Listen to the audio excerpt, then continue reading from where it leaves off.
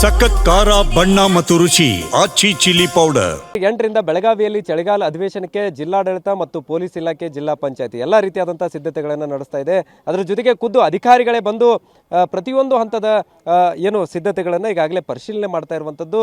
ಜಿಲ್ಲಾಧಿಕಾರಿಗಳಾದಂತಹ Mohammed Roshan ಅವರಾಗಿರ್ಬೋದು, police commissioner ಆದಂತಹ ಭೂಷಣ್ ಬೋರ್ಸೆ ಅವರು, ಅದರ ಜೊತೆಗೆ ಜಿಲ್ಲಾ ಪಂಚಾಯತಿ ಸಿ ಆದಂತಹ ರಾಹುಲ್ ಸಿಂಧೆ ಅವರು ಮತ್ತು SP ಭೀಮಾಶಂಕರ್ ಗುಳೇದವರು ಒಟ್ಟಾಗಿ ಬಂದು ಪ್ರತಿಯೊಂದು ಹಂತದ್ದು, ಯಾಕಂದರೆ ಪ್ರತಿ ವರ್ಷ ಚಳಿಗಾಲದ ಅಧಿವೇಶನದ ಸಂದರ್ಭದಲ್ಲಿ ಯಾವುದೇ ರೀತಿಯಾದಂತಹ ಭದ್ರತಾ ಲೋಪ ಸೇರಿದಂತೆ ಯಾವುದೂ ಕೂಡ ಆಗಬಾರ್ದು ಅನ್ನುವಂಥ ನಿಟ್ಟಿನಲ್ಲಿ ಕಟ್ಟುನಿಟ್ಟಿನ ಕ್ರಮಗಳನ್ನು ಪೊಲೀಸ್ ಇಲಾಖೆಯಿಂದ ತೆಗೆದುಕೊಂಡಿದ್ರೆ ಇಂದ ವಸತಿ, ಊಟದ್ದು ಸೇರಿದಂತೆ ಎಲ್ಲ ರೀತಿಯಾದಂಥ ವ್ಯವಸ್ಥೆಯನ್ನು ಇಡೀ ಸರ್ಕಾರವೇ ಬೆಳಗಾವಿಯಲ್ಲಿ ಇದ್ದಂಥ ಸಂದರ್ಭದಲ್ಲಿ ಯಾವುದಕ್ಕೂ ಕೂಡ ಕಡಿಮೆ ಆಗದ ರೀತಿಯಲ್ಲಿ ನೋಡಿಕೊಂಡು ಪ್ರತಿಯೊಂದು ಹಂತದ ಸಿದ್ಧತೆಗಳನ್ನು ಪರಿಶೀಲನೆ ಮಾಡುವಂಥ ನಿಟ್ಟಿನಲ್ಲಿ ಖುದ್ದು ಜಿಲ್ಲಾಧಿಕಾರಿಗಳೇ ಪರಿಶೀಲನೆಯನ್ನು ಮಾಡ್ತಾ ಇರುವಂಥದ್ದು. ನಾವೀಗ ಬಹುತೇಕ ಒಂದು ಹಂತದಲ್ಲಿ ಈಗಾಗಲೇ ಕಂಪ್ಲೀಟ್ ಆಗಿ ಈ ಒಂದು ಸುವರ್ಣಸೌಧ ಡಿಸೆಂಬರ್ 8ರ ಚಳಿಗಾಲದ ಅಧಿವೇಶನಕ್ಕೆ ಸಜ್ಜಾಗಿರುವಂಥದ್ದು.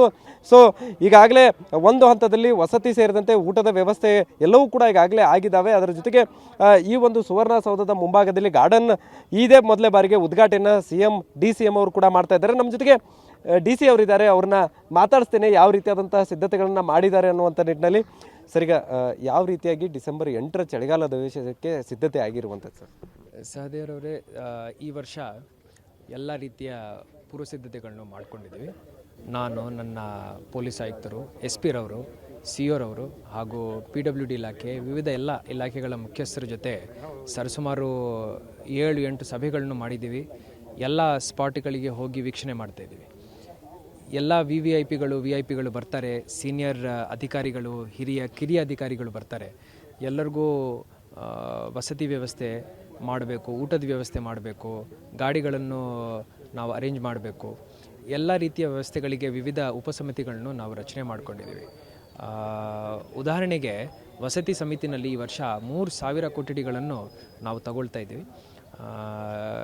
ನಮ್ಮ ಬೆಳಗಾವಿ ನಗರದಲ್ಲಿ ಈಗ ಕೊಠಡಿಗಳ ಕೊರತೆ ಇಲ್ಲ. ನಮ್ಮ ಸರ್ಕಾರಿ ಗೆಸ್ಟ್ ಹೌಸ್ಗಳಿರ್ಬೋದು, ಜೊತೆಯಲ್ಲಿ ಖಾಸಗಿ ಹೋಟೆಲ್ಗಳಿರ್ಬೋದು, ಎಲ್ಲ ವ್ಯವಸ್ಥಿತವಾಗಿ ಮಾಡ್ಕೊಂಡಿದ್ದೀವಿ. ಇದಲ್ಲದೆ ಊಟದ ವ್ಯವಸ್ಥೆ, ನಮ್ಮ ಉತ್ತರ ಕರ್ನಾಟಕದ ರುಚಿಗಳೇನಿದೆ ಆ ಶೈಲಿನಲ್ಲಿ, ಜೊತೆಯಲ್ಲಿ ವಿವಿಧ ಜಿಲ್ಲೆಗಳ ಊಟದ ಶೈಲಿ ಏನಿದೆ ಅದನ್ನು ಇಲ್ಲಿ ನಾವು ಪ್ರದರ್ಶನ ಮಾಡ್ತೀವಿ.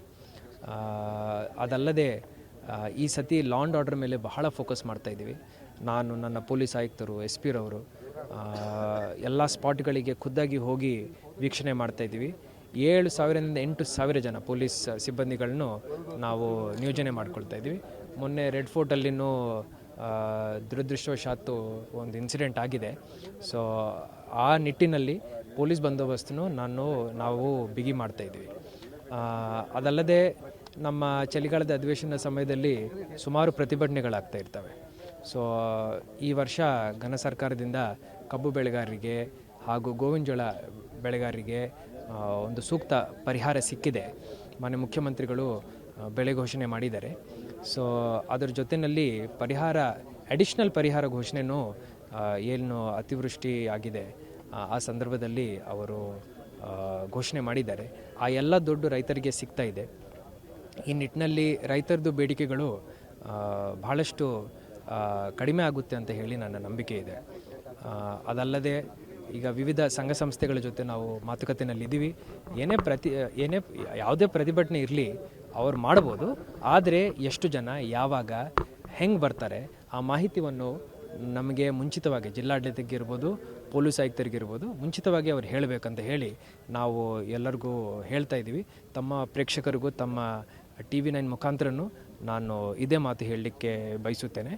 ಅವರು ಪ್ರತಿಭಟನೆ ಮಾಡಲಿ, ನಾವಿಲ್ಲಿ ವ್ಯವಸ್ಥೆ ಕೊಡಬೇಕಂದ್ರೆ ಅವರು ಮುಂಚಿತವಾಗಿ ನಮಗೆ ಇನ್ಫಾರ್ಮೇಷನ್ ಕೊಟ್ಟಿದ್ದಾರೆ ಅಂದರೆ ನಮಗೆ ಸೂಕ್ತ ಸಬ್ಜೆಕ್ಟ್ ಏನು, ವಿಷಯ ಏನು, ಯಾವ ರೀತಿ ಪ್ರತಿಭಟನೆ ಇದೆ ಆ್ಯಂಡ್ ರೆಸ್ಪಾನ್ಸಿಬಿಲಿಟಿ ಯಾರು ತಗೊಳ್ತಾ ಇದ್ದಾರೆ. ಪ್ರತಿಭಟನೆ ತಂಡಕ್ಕೆ ಒಬ್ಬ ಲೀಡ್ರ್ ಇರ್ತಾರೆ. ಆ ಲೀಡ್ರ್ ಯಾರು, ಅವ್ರು ನಮ್ಮ ಜೊತೆ ಮಾತಾಡಬೇಕಂತ ನಮ್ಮ ಕೋರಿಕೆ ಇದೆ. ಅದರ ಪ್ರಕಾರ ಎಲ್ಲ ರೀತಿಯ ಸಿದ್ಧತೆಗಳನ್ನು ಮಾಡ್ಕೊಳ್ತೀವಿ. ಸರಿಗ ಎಷ್ಟು ಜನ ಸಿಬ್ಬಂದಿಗಳನ್ನು ಇಲ್ಲಿ ಬಳಕೆ ಮಾಡ್ಕೊಳ್ತಾ ಇದ್ದೀರಿ ಈ ಒಂದು ಅಧಿವೇಶನಕ್ಕೆ, ಮತ್ತು ಎಷ್ಟು ವಾಹನಗಳನ್ನು ಬಳಕೆ ಮಾಡ್ಕೊಳ್ತಾ ಇದ್ದೀರಿ, ಮತ್ತು ಎಷ್ಟು ಖರ್ಚು ವೆಚ್ಚದಲ್ಲಿ ಪ್ಲ್ಯಾನ್ ಮಾಡ್ಕೊಂಡಿದ್ದೀರಿ? ಈಗ ಒಟ್ಟು ಸೇರಿ ಪೊಲೀಸ್ ಸಿಬ್ಬಂದಿಗಳನ್ನು ಹೊರತುಪಡಿಸಿ ಇನ್ನೊಂದು 3,000 ಜನ ಸಿಬ್ಬಂದಿಗಳು ಇಲ್ಲಿ ಹಿರಿಯ ಕಿರಿಯ ಅಧಿಕಾರಿಗಳು ಹಾಗೂ ಗ್ರೂಪ್ ಡಿ ಸ್ಟಾಫ್ ಕೆಲಸ ಮಾಡ್ತಾರೆ. ಒಟ್ಟು ಸೇರಿ 700ರಿಂದ 800 ಗಾಡಿಗಳನ್ನು ನಾವು ರೆಕ್ವಿಸಿಷನ್ ಮಾಡ್ತೀವಿ. ಹಾಗೂ ವಿವಿಧ ಇಲಾಖೆಗಳಿಗೆ ಮುಂಚಿತವಾಗಿ ಹೇಳಿದ್ದೀವಿ, ತಮ್ಮ ಗಾಡಿಗಳನ್ನು ಇಲ್ಲಿಗೆ ಶಿಫ್ಟ್ ಮಾಡಿಕೊಳ್ಳಿ. 10 ದಿವಸ 12 ದಿವಸ ಏನು ಅಧಿವೇಶನ ಸಮಯ ಇರುತ್ತೆ ಆ ಟೈಮಲ್ಲಿ ಇಲ್ಲೇ ತಮ್ಮ ಗಾಡಿಯನ್ನೇ ಇಲ್ಲಿ ಬಳಸ್ಕೋಬೇಕಂತ ಹೇಳಿದ್ದೀವಿ.